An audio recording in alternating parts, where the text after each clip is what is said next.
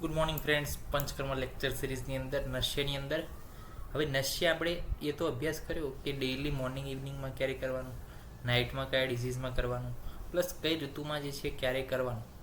પરંતુ હવે કેટલા પ્રમાણમાં કરવું એ આપણે જોઈએ. તો નશ્ય સવારે અથવા સાંજે અથવા બંને સમયે 5, 7 અથવા 9 દિવસ સુધી આપણે સમ્યક અથવા અસમ્યક લક્ષણને ધ્યાનમાં રાખી અને કરી શકીએ છીએ. આચાર્ય ભોજ કહે છે કે 9 દિવસ પછી પણ જો નશ્ય આપીએ તો કોઈ ફાયદો પણ નથી અને કોઈ નુકસાન પણ નથી. સુશ્રુત પ્રમાણે નશ્યને 1, 2, 7 અને 21 આ યાદ રાખવાનું છે. આટલા અંતરાલ ઉપર શું કરી શકાય? રિપીટ કરી શકાય છે. અને આ વસ્તુ જે અંતરાલ જે છે, જે રિપીટેશનનો પીરિયડ છે, દર્દીની સ્થિતિ અને રોગની સ્થિતિ ઉપર આધાર રાખે છે. તો શું વાત કરી કોર્સ ઓફ નશ્યની અંદર કે નશ્ય સવારે અથવા સાંજે અથવા બંને સમય આપી શકાય છે. 5, 7 અને 9 દિવસ સળંગ આપી શકાય છે. 9 દિવસ પછી પણ આપો તો કોઈ નુકસાન નથી, કોઈ ફાયદો નથી. બીજું કે નશ્યને 1, 2, 7 અને 21 દિવસના જો રિપીટેશન અંતરાલ ઉપર જે છે રિપીટ કરી શકાય છે. અને આ વસ્તુ જે છે દર્દી અને રોગની પરિસ્થિતિ ઉપર આધાર રાખતું હોય છે.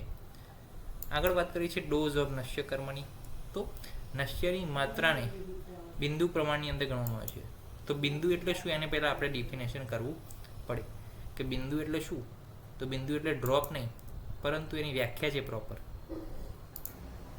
બિંદુ એટલે પ્રદેશિની અંગુલી પર્વત વયાન મગ્ન સમુદ્વતાત યાવત પ્રતતિ અસો બિંદુ. એટલે કે જે પ્રદેશિની અંગુલી છે, ઇન્ડેક્સ ફિંગર છે, એ અંગુલીને પર્વત વયાન એટલે કે એક પર્વ એટલે શું, જે આ ખાંચો આવે છે, એક આંગળીની અંદર 2 ખાંચા આવે, તો જે એક ખાંચો છે એને પર્વ કહેવાય, એને સંધિ. તો આ અંગુલ અને આ અંગુલની સંધિ એટલે એને પર્વ કહેવાય.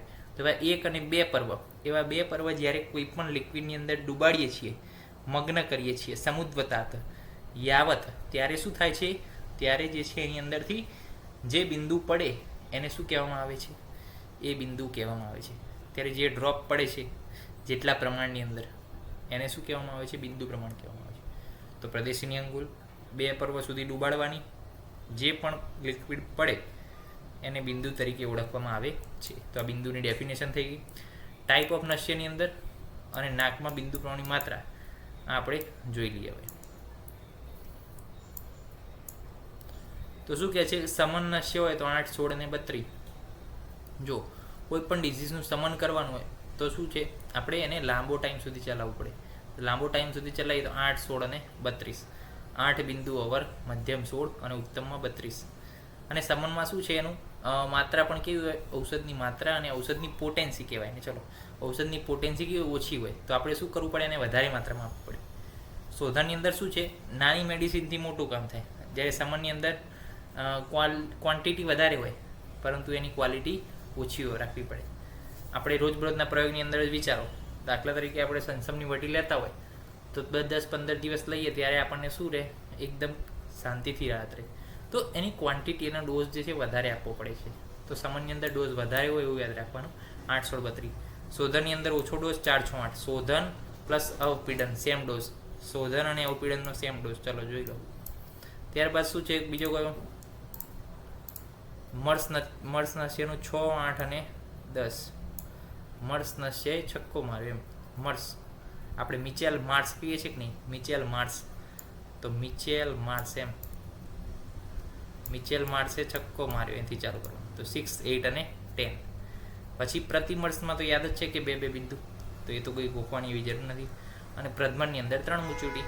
જો મૂચૂટી તો 3 શબ્દ, તો 3 મૂચૂટી.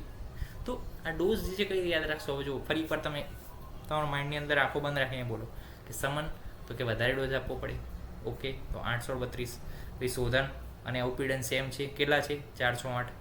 મર્સ મિચેલ માર્સ તો 6, 8, 10. પ્રતિમર્સ 2, 2, 2. પ્રધમન મૂચૂટી કેટલી? 3 મૂચૂટી, 3 મૂચૂટી. હવે એક મૂચૂટી, આ ડેફિનેશન આપવી પડે. મૂચૂટી લખીએ તો પછી એવું ના ચાલે. પેપરની અંદર મૂચૂટી એકલું લખીને ના આવતું રહેવાય, પરંતુ મૂચૂટીની ડેફિનેશન આપવી પડે કે ચૂર્ણ કે જે ઇન્ડેક્સ ફિંગર અને થંબની વચ્ચે જેટલા પ્રમાણમાં આવે એને એક મૂચૂટી કહેવાય. ઇન્ડેક્સ ફિંગર અને થંબની વચ્ચે જેટલું ચૂર્ણ આવે એને એક મૂચૂટી કહેવાય. આપણે ચપટી કહીએ એને મૂચૂટી તરીકે ઓળખવામાં આવે છે. સારાંતર મુજબ પણ ડોઝ આપ્યો છે. પથ્ય આહાર શું છે? લઘુ આહાર અને સુકોષણ જલ. પથ્યની અંદર રજ, ધૂમ, આતપ, અનિલ, ક્રોધ, ભય, લોભ, મોહ, ક્રોધ આ બધા તો છે જ. પછી સ્નેહપાન ના કરાય નશ્ય કરતી વેરાય. પછી દ્રવપાન કોઈ પાણી ના પીવે. કેમ? કારણ કે નાસાનો રૂટ અને ઓરલનો રૂટ બંને પાછળ તો મિક્સ થવાના જ છે. પછી ક્રોધ, મધ્ય, દિવા સ્વપ્ન ના કરાય. શિરસ સ્નાન ના કરાય નશ્ય કર્યું એ દિવસે. તો આ જે છે અપથ્ય છે, આટલું જે છે પાલન કરવું પડે અપથ્યનું, તો જ જે છે નશ્યની સારી ઇફેક્ટ મળે છે. તો આજે આપણે શેનો અભ્યાસ કર્યો કે કોર્સ ઓફ નશ્ય 5, 7, 9 દિવસ 1, 2, 7, 21 દિવસના અંતરાલ રિપીટ કરાય. નશ્યની માત્રા બિંદુ પ્રમાણ, બિંદુ આપણે ડેફિનેશન જોઈ, ટાઈપ ઓફ નશ્ય જોયા, સમન, શોધન, અવપીડન, મિક્સ, મિચેલ માર્સ, પ્રતિમર્શ અને પ્રધમન 3 મૂચુટીની ડેફિનેશન જોઈ, ચપટી અને અપથ્યનું પાલન કરીએ તો નશ્યની બેસ્ટમાં બેસ્ટ ઇફેક્ટ આપણને મળે છે. નેક્સ્ટ લેક્ચરની અંદર દરેક નશ્ય વિશે ડિટેલ્સની અંદર અભ્યાસ કરીશું. તો ત્યાં સુધી રજા આપશો. જય હિન્દ, જય ભારત, જય આયુર્વેદ, જય ધન્વંતરી. નમસ્કાર.